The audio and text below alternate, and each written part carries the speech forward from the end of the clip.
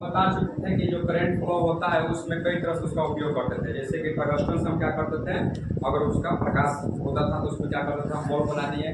फिर उसी तरह हम क्या करते थे, हीटर का उपयोग करते थे। फिर उसी कॉपर का प्रयोग करके क्या किए, पंखा बना लिए। अब उसी तरह कैपेसिटर क्या करता है, ये संचित करता है। संचित यानी कि विद्युत को अपने पास संचित करता है, कंडेंसर। जैसे कि आपके घर में पंखा जो लगा रहेगा, इसको बोलते हैं कैपेसिटर। ठीक, ये कैपेसिटर है जो 250 वोल्ट का है, ठीक ना, 440 वोल्ट का है ये है, ठीक ना। इसका एक एम्पियर में होता है, जैसे 2.5 एम्पियर में है, फ्राडे में। देखिए अब इसमें दो तार है। अब जैसे हम इसको इंक्लूड कर रहे हैं वोल्टेज में, देखिए इसमें हम डालें लिए, इसमें करंट फ्लो हो रहा है।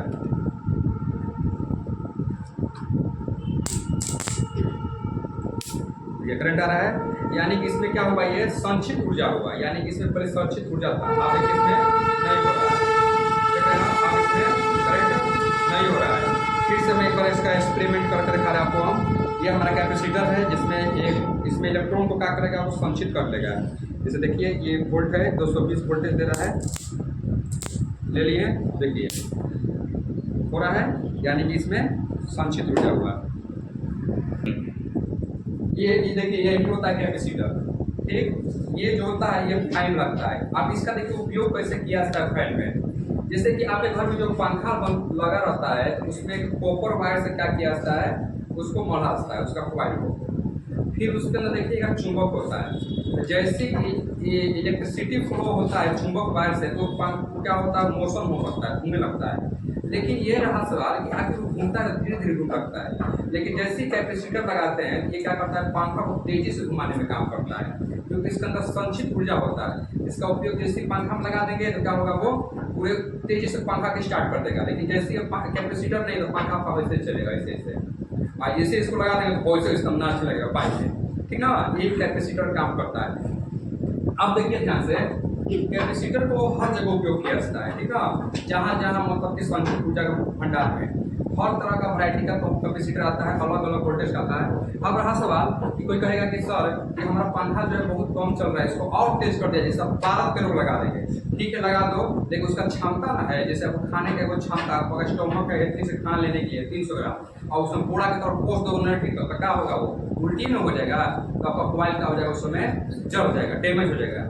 इसकी एक क्षमता होता है किसी भी कैपेसिटर का उपयोग करने के लिए। अब देखिए, अब हम वायर के बारे में कुछ जानेंगे कि वायर जो होता है, हमारा घर में जो वायर लगा रहता है, यानी वायर को इंग्लिश में कहते हैं वायर और हिंदी में कहते हैं तार, ठीक ना। अब देखिए वायर में फेज और एक न्यूट्रल होता है, एक अर्थ वायर होता है जिसको बोलते हैं अर्थिंग, ठीक ना। अब देखिए जो फेज होता है वो रेड कलर का होता है, और न्यूट्रल जो होता है वो ब्लैक रंग का होता है, जो अर्थिन होता है ब्लू रंग का होता है। अब मान के चलिए कि अब कोनो कोनो पागल मिस्त्री है, अब वो लाल पियर हरियर कर दे, कोई दिक्कत नहीं। अब जैसे कि देखिए यहाँ भी देखिए एक वायर है, अब इसमें पता चलेगा कौन फेज का है कौन न्यूट्रल का है, दोनों लग रहा है एक जैसा है। लेकिन देखिए साइड से देखिए इसे दिया है, देख रहे हैं ना आप, देखिए रेड दिया है, यानी कह रहा है कि ये फेज वाला है। अब भाई देखिए उसको दे दिया, तो इसमें दुइयो को तार है, यानी एक न्यूट्रल है और एक फेज है, बस दुइयो को। अब इसमें करंट लगेगा तो आपको झटका नहीं फेंकेगा, आपको सीधे चपका देगा ऐसे, ये ठीक ना। इसमें झटका देने का सवाल ही नहीं है, क्योंकि ये कहां से आ रहा है, मेन सप्लाई से, मेन सप्लाई में आपको दिया जाता है, ठीक ना। अब रहा सवाल, अब देखिए मान चलिए कि हमारे घर में फ्रिज है, ये रेफ्रिजरेटर है, फ्रिज है, इसका काम है ठंडा करना, इसका काम गर्म काम नहीं करना होता है, इसका काम है ठंडा करना। तो यहाँ पे देखिएगा जो बोर्ड होता है, देखिएगा जितना हेवी मशीन होता है, जैसे कि आयरन हुआ आपके घर में, फ्रिज हुआ, स्टेपलाइजर हुआ, मोबाइल वोबाइल नहीं, जैसे कोई हेवी हो, तो उसका देखिएगा बहुत बड़ा दम उसका बनाया जाता है, और उसमें जो 3 गो दिया रहता है बॉक्स, ठीक ना। उसमें 3 गो बॉक्स में देखिएगा जो फेज और न्यूट्रल होता है छोट छोट रहता है, और जो अर्थिंग का तार दिया रहेगा उसका मुंह बड़े को दे देगा, ठीक ना।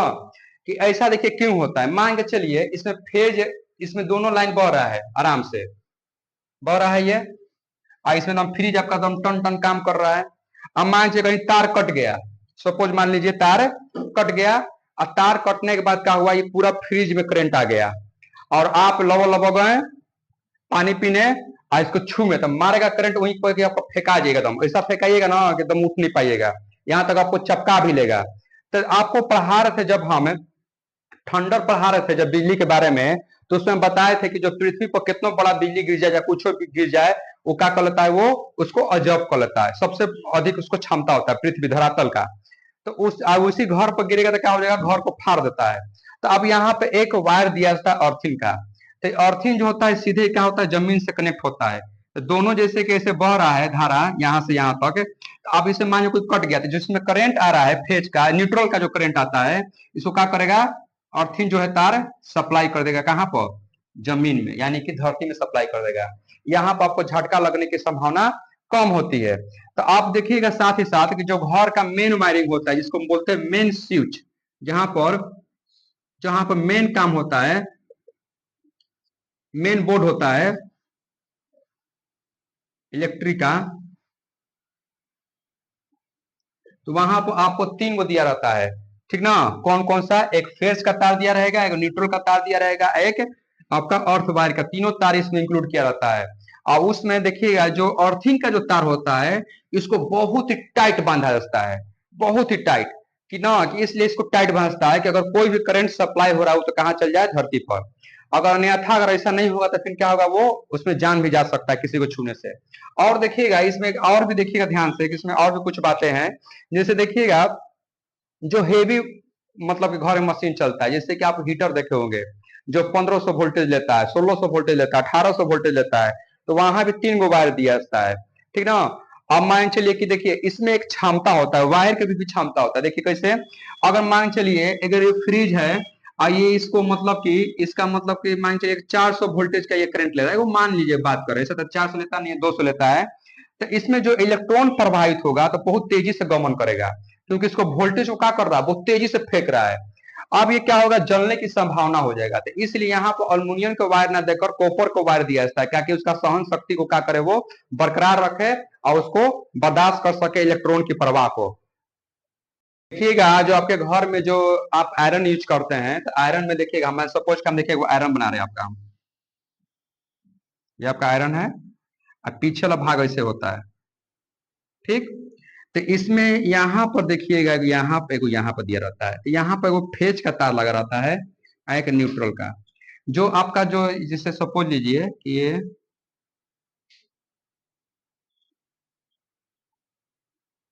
तो ये फेज का तार इसमें हो गया और न्यूट्रल का वायर इसमें हो गया। जो ये वाला जो तार है अर्थ वाला, इसको कनेक्ट किया जाता है किसमें, इसमें बॉडी में, बॉडी में कनेक्ट इससे किया जाता है, क्योंकि अगर मान चलिए अगर इसमें तार ढीला हो गया तो करंट आएगा पूरा बॉडी में, तो ये जो देखिएगा पूरा बॉडी में कस के कसा जाता है, ताकि अगर इसमें तनको सप्लाई अगर उठू हो जाए तो क्या करेगा, इसमें आपको करंट झटका की तरह मारेगा, आपको पूरा चपकाएगा नहीं, इसलिए इसके बॉडी में कसा जाता है। ऐसा समझिएगा जो आयरन होता है वो कहाँ चलता है, आए? आप हाथ पर चला रहे हैं आयरन, नहीं ना, जमीन पर रखकर चाहे कुछ पर रखकर चला रहे हैं, जब छुइएगा तो आपका शरीर क्या होता है, अर्थ से कनेक्ट होता है, तो जब अर्थ से कनेक्ट होगा तो अर्थ में मिलेगा, तो फिर क्या करेगा, उसको अर्थ में भेज देगा, आपको करंट की झटका नहीं लगने देगा। अगर यही ढीला रहेगा तो उसको झटका नहीं, आपको उसी में चपका देगा। देखिए जो सीरीज के बाद जो सीरीज हम पढ़ने वाले हैं, ठीक ना, कैपेसिटर जो होता है दो तरफ जो होता है, समांतर श्रेणी में, एगो एगो श्रेणी क्रम में। समांतर श्रेणी में क्या होता है, यानी कि पार्लर, पार्लर का मतलब होता है आमना सामने, जैसे कि ये लाइन है गया, ये पार्लर है, ठीक। तो यहाँ पर इसे 3 ओम है, यहाँ 4 एम है, तो जिसको क्या करेंगे सीधे ऐड कर देंगे, ठीक। तो यहाँ पर क्या हो जाएगा, माइक्रो फ्राडे हो जाएगा, दोनों को जोड़िएगा तो। उस तरह श्रेणी क्रम अगर हम करते हैं, इसको बाटा में करेंगे, यानी कि वन, इसका कैपेसिटर का क्षमता नापने के लिए 1/C equal to 1/C1 plus 1/C2, यानी कि 4 माइक्रोफ्राडे, यहाँ पर 4 माइक्रोफैड है, यानी 1/4 माइक्रोफैड है, यहाँ पर 1/4 माइक्रोफैड है, यानी कि एलसीएम लीजिएगा तो यानी हाफ माइक्रो